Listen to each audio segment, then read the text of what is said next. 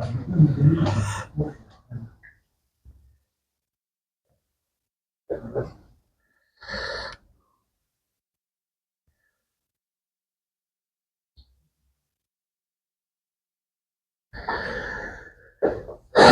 good morning, everybody. Thanks for being here. My name is Amir. I'm from Artintech. We have ERP software system for industrial SMEs, companies in manufacturing, supply chain, industrial services, and so on. I prepared this pitch deck. Dr. Murtaza asked me to create a version of the pitch deck, make it a little bit more educational.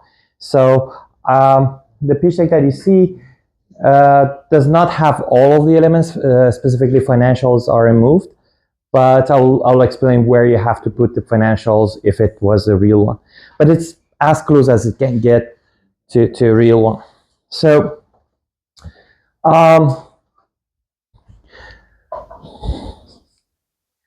well, we had a big problem, $4.3 trillion problem in the industry.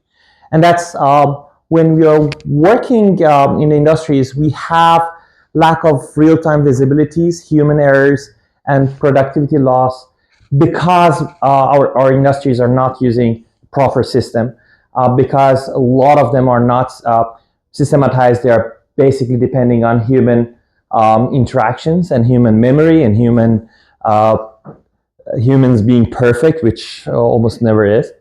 And we are losing a big part of what we could save to have a better use of it in the industries. And these are the statistics from references that we found. So the solution to that is not something new. Using digital systems, it could triple the processing capacity, reduce the cost by 10%, higher productivity and growth. And we have already seen many digital systems that are being used to systematize, to automate, and to improve the industrial process, the business processes in different industries. But where's the market gap? We have 93% of the companies in the industrial sector in North America with less than 100 employees, right? So, and then we look at the ERP systems in the market. They are all built for large corporations. They are built for that like 1%, and now they are also serving kind of like these medium-sized companies. But when it comes to 93% of the companies, we don't have a dominant solution. For bigger companies, yes, we have things like SAP, Oracle, to some extent like Microsoft solutions, Microsoft 365, Sage, but they're all built with large enterprises in mind, and now they're trying to fit it to smaller companies in some occasions. But a big part of the industry doesn't have one main or a big main dominant solution. So when we talk to companies about ERP systems, automation, digital transformation, they all are scared because they think that we are talking about millions of dollars of investment and training or some companies are using scattered solutions, and then they try to connect many different solutions to make a digital system. So this is basically what we are addressing. And big solutions, they're not affordable, they're difficult to implement. Even if you have the money to implement something like SAP, and you're crazy enough to do it for a small company, I say, okay, I have inherited some money from my uncle and I want to spend $2 million to implement SAP for a small company, then it will be so overwhelming, the implementation, the training, the use of that it's not worth it, and it's going to have a reverse effect on your business. And then even after you implement it, you have to spend a lot of money to keep training your staff. And in many industries, you see people come and go. So in 1 year, you have to train a lot of people. Once they're ready to use the system, then a lot of them go, and you have other people coming in. So Our solution was simple. Let's use the new technologies that enabled SaaS, because now we are living in a different environment compared to like maybe 15 years ago, where internet was not accessible everywhere. Now, almost anywhere you go, internet is easily accessible, and we have very good cloud services. So that could be like AWS or Azure or any like big, nice, good cloud services. So we can leverage those and use SaaS technology, cloud technology, SaaS business model to give affordable service to smaller companies, right? So that is the angle we are approaching. With these systems, data is centralized. It's not scattered. Some people use Excel sheets, for example, right? So every computer has a copy of that Excel sheet. You don't have control over who updates the Excel sheets, and then you have several different Excel sheets. You have to make a report, and you have to put together. And then similar to that, there's so many other solutions similar to Excel sheet that they're not centralized, and people are still using them. If they're using them, I've been to many industrial units, and they're still using paper-based forms, even big companies. So now you have a centralized data. Your processes are streamlined, so it helps to better collaborate between the company units. You have real-time clarity. Managers, what they suffer is that they want to know exactly what's happening in their companies, right? The owners, especially when it comes to small businesses, the owner wants to see what's happening everywhere in the company, but it's difficult if you don't have a centralized system, right? So what's happening in the quality department, what's happening in the warehouse, what's happening with the accounts, what's happening with the maintenance, and you can't wait for a couple of weeks before a report is compiled and sent to you by email. You want to have a real-time visibility over your operation. And then, as I said, our system, the system that we created, Artintech ERP, is a feature-rich software. What does it mean? It means that unlike some other solutions that focus only on one area of operation, only, for example, warehousing, or only invoicing, or only quality management or maintenance, we have so many features that most of the small businesses, most of their operations can be done on the same platform.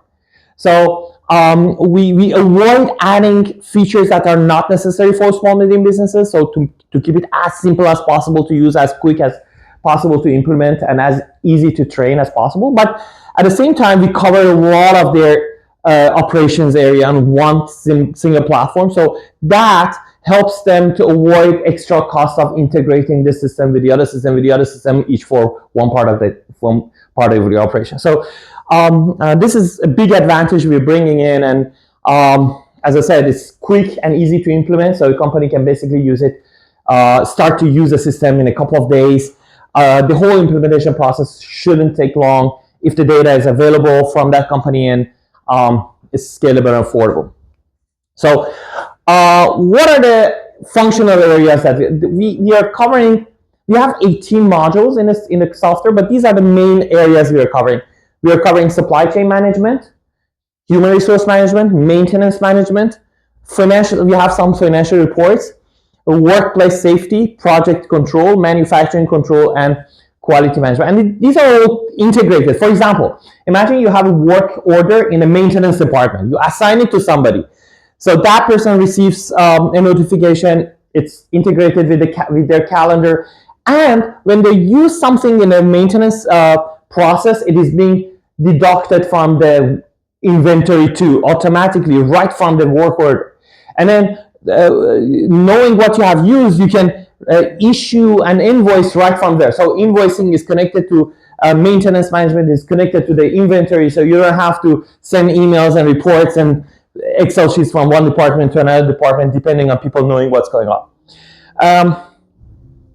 Now, these are like screenshots of different modules we have. As you see, warehousing, sales and distribution, quality management, document control, manufacturing, calibration, maintenance, training management, warehouse project control. So this is just to show you that the software is up and running, it's working. These are screenshots. And people can use system for different reasons. The thing is, they don't have to buy the whole system, so everybody buys only the modules that they need. And when it comes to compliance, you have to have a central system. Ali is going to talk about quality, so you have to have a system. To manage your processes, you have to have a system. But you don't have to have separate systems. You can train your staff and implement system once, and as you need, you can add modules. What are the sectors we are covering? We are covering manufacturing, like part manufacturers, medical devices, cabinet makers, doesn't matter as long as you're in manufacturing. Industrial services like oil and gas, mining, welding, construction, equipment, maintenance, these are the services that can potentially use, and supply chain, importers, importing companies, distributors, and so on and so forth. So these are the type of companies, examples of type of companies that can use our system. Now, the whole market, as I mentioned before, we are dealing with a $4.3 trillion problem, and a company, making it more specific, we are dealing with a type of solution that covers $210 billion of worth in the industry, with something around like 20% growth. This is a huge number when it comes to possibilities in front of a startup company.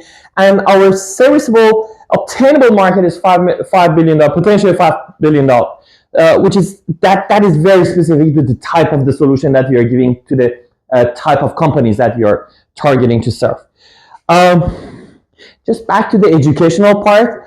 There's no standard formula to calculate all of these. So every consultant has their different formulas to calculate TAM, SAM, SOM. But this is an important part if you want to have a good pitch deck.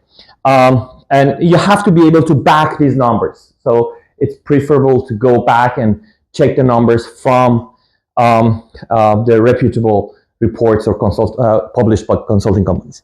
Now, team. Almost everybody in our team comes from industry, from aerospace, from consulting business, from telecommunication, from auto industry. So we are not a bunch of engineers sitting down imagining what might be needed in the industry. We know what is needed in industry, 15, 20, 25 years of experience, and we're bringing it to the table, and we are designing things exactly as it is needed in the industry, knowing that what is available for industry, what are the other software, what are the gaps, what are the problems that we have faced through many years of experience when we were working with other systems. So we know how other systems work, we know what are the gaps, we know what are things that keep bugging people in the industry, and then we are trying to make a system that doesn't have those problems or is as easy as possible to work with.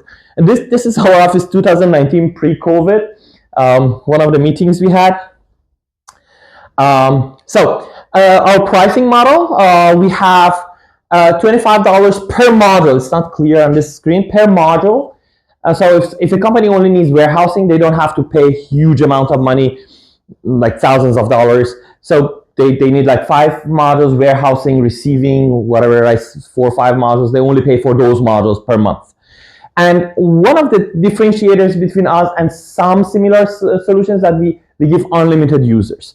So we allow everybody in the company to be able to use the platform, collaborate, and engage. Of course, some companies want to integrate our system with their existing systems. They'll have to upgrade to a slightly more expensive package because we are going to give them APIs and integrations so that they can connect this system to their accounting system if they want. We have clients who already have an ERP system, big ERP systems. They have spent millions of dollars on them, but some of the departments don't have access to those ERPs. So they come and buy our system, and then they integrate with their existing systems in place, which is also possible. And then there are some like enterprise, larger organizations who want to use our system. They want customizations and further integrations and so on and so forth. So we will have to sit down and negotiate with them. Now, you need to keep in mind that, well, you can buy the system, you can use it right away, paying that like few $100s a month, but usually you need somebody to come and help implementing the system, data entry, and all of that. That would be implementation project. And the consultants who are working with us, they charge something between $150 to $250 per hour to do those kind of projects. Usually, I've not seen anything going beyond like $40,000-$50,000 to implement the system. But I have seen people who had their in-house IT people, and those IT people took care of everything, and they didn't have to even pay for that implementation project. They come online, register, start using it right away. So now, are we the only one? No. Odoo is much older company. Qualio, very specific to the quality management. Katana MRP, very specific to the manufacturing part. Epicor, again, slightly larger. But we are more tailored to industrial sector of SME companies. So when you think about Epicor, it's way more expensive.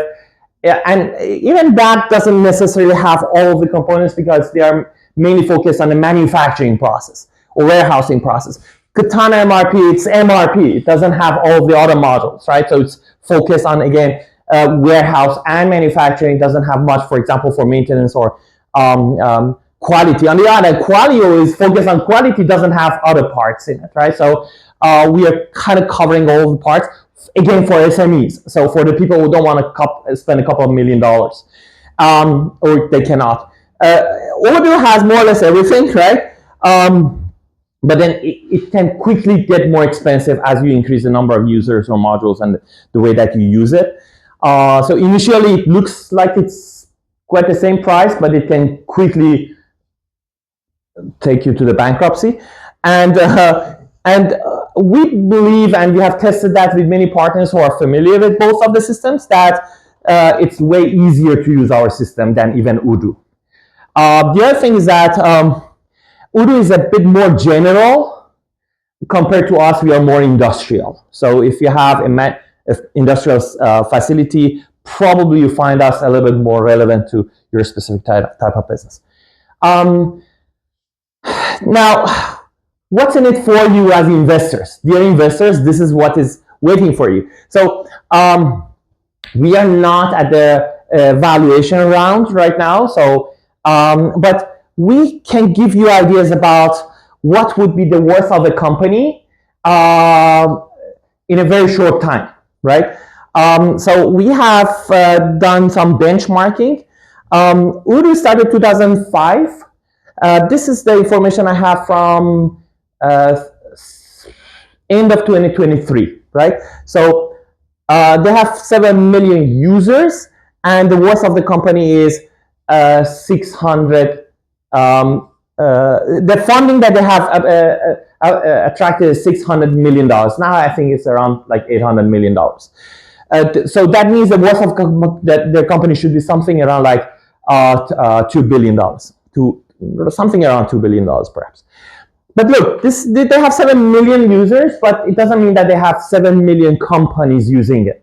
It could be way less. So Quali is a little bit more specific about the number of companies using them, and same Katana. So you see something around like 2,000 companies are using their products, and they have already been able to attract something around $15 million. So the worth of their company should be something around like $200-300 million. And that's 2017 and 2017 and 12. So we are not very far from where they are.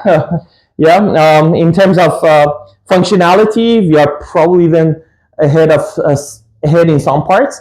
But the thing is, if you look at the numbers and you imagine only the number of SME industrial facilities around Toronto, just around Toronto, you see that these numbers are totally achievable. And you think about other companies and cities and other countries, these numbers are not something that we are scared of, and we can totally get that. So our current traction We have around 250 users on 82 tenants, each tenant being a company. And we have 75 partners all around the world in 29 countries who are trained on our software. They know how to present our software. They're kind of like acting as our sales representatives. And we have spent a couple of years to onboard them, to train them, to onboard them, to certify them. And they're now ready to present our software in their regions, whatever their regions are. These are mainly in North America. Recently, we have started getting into Latin American countries and North Africa, Middle East, parts of Asia, including like Vietnam, Malaysia, Singapore. These are two testimonials. Jim from Montreal, from Vancouver. He's running a gear manufacturer, and they're using our software. Last year, they got a very good result on their ISO certificate because they were using our system to showcase their quality documentations and everything and processes. So they didn't even get a minor correction over there. So they're really happy, and we're working very closely with them. Moa is in Montreal, and they're using our system for the maintenance department. And one of the things that they did last year, they stopped printing papers, so they don't have paper forms anymore. They're using our system. So they're both happy, and I'm happy to showcase their testimonials here. So our primary source into the market is through our partners. So our partners are IT consultants, business consultants, people who are in touch with the problems of their clients. And our system would act as a tool for them to help their clients overcome their problems in different business processes that they have. And the countries in this color are the countries that we have partners in. Now we have added some countries over here too, that the map is not updated.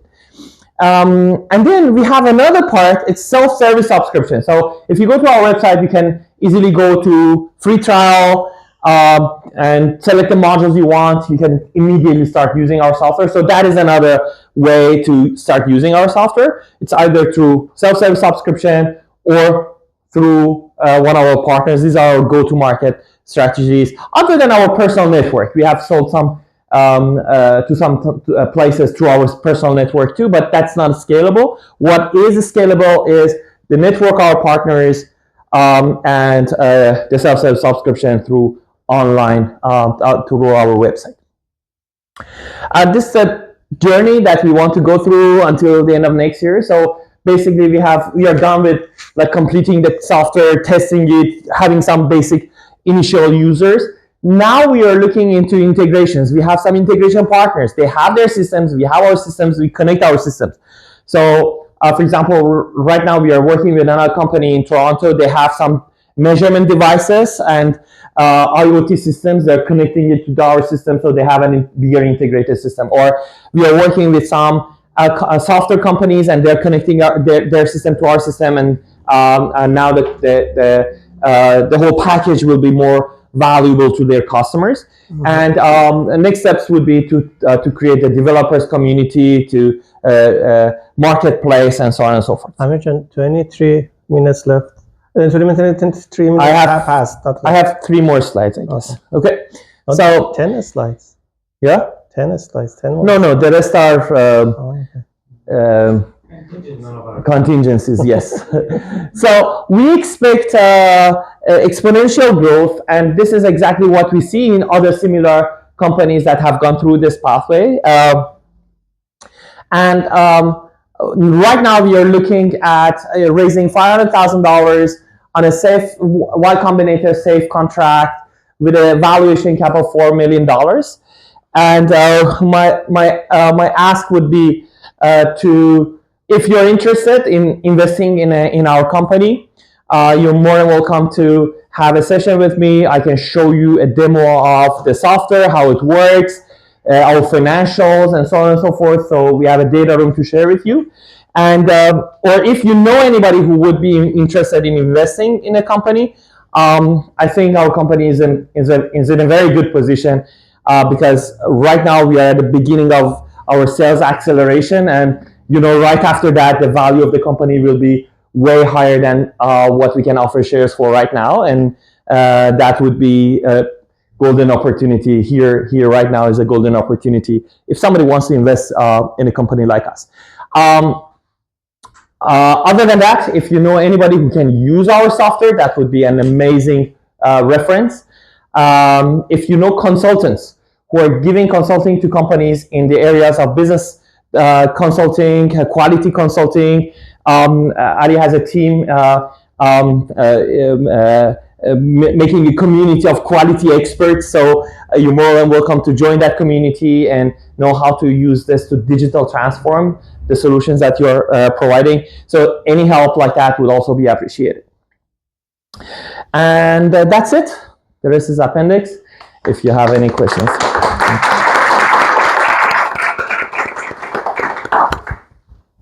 Any questions? Okay, sorry. Are we providing feedback or are we providing questions? We're asking questions. Yeah, I'm okay. Whatever. Last question. Okay. Okay. No. To be honest, I didn't get the whole point. Okay. So I know you presented your software and those things, but what was the purpose? Are you trying to get investors or you're trying to get customers? This pitch deck was for investors. Okay. If it was for investors, there were, I don't know. In my opinion, there were quite a lot of problems. Yeah. First of all, I'm so sorry, but you're so nervous. Okay. You were speaking too fast. You were skipping, going through very fast. That's my fault. I asked him to be fast. Okay, so that's what I was quite compressed in 20 minutes, right? No, I mean, especially at the beginning, where I don't feeling very stressed. Okay. Too fast, skipping over the whole discussion. Second, I don't know. I mean, Reza is much more expert than me in pitch than those things. But in my opinion, it wasn't any of them. If you're talking to investors, they don't like to see those many. You spend 70% or 80% of your time on your software product, which is, we all think this because I'm also an engineer, you always spend a lot of time on the product, but then before you get, okay, but this customer, this investor is not interested in my product. They you have to show them a roadmap how they can, I don't know, triple their money. They can make that. So you spend 80% of your time on the product, right? And then at the end of that's not. You have to do maximum 3, a very simple top of your product, completely, and then go to money. How are you gonna make money, right? That's one thing. The third thing I noticed, those numbers, the other day I was actually at that pitch deck. Reza, you probably remember our actually was talking about this pitch deck, right? He was saying, the person who created the pitch deck for me, he was telling me not even to put your real numbers.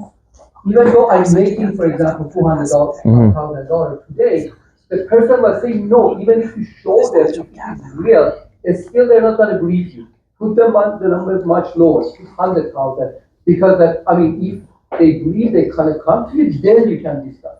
And then, for example, you have 247 tenants, right? And then you have 79 partners.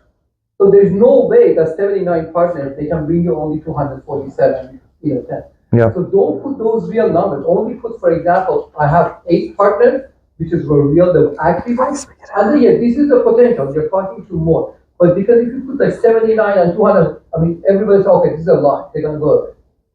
They're going to stop listening, right? So make sure those numbers, they will add up and even should give them lower.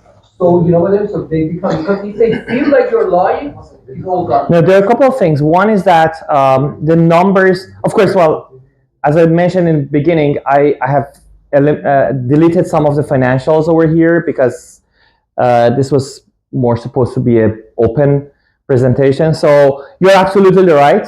The main thing when you're presenting to investors is how they will be able to make money out of this, right? And I agree with you. The only difference is that it depends on what kind of investor you're presenting to. Sometimes you're presenting to angel investors. Sometimes you're presenting to professional VCs, even if it's their pre-seed VCs, right? So this was more designed to be presented to angel investors. Angel investors are less calculative in terms of financials, and they're more more emotional in their decision making, I would say, right? So that's the main difference between VCs and angel groups. And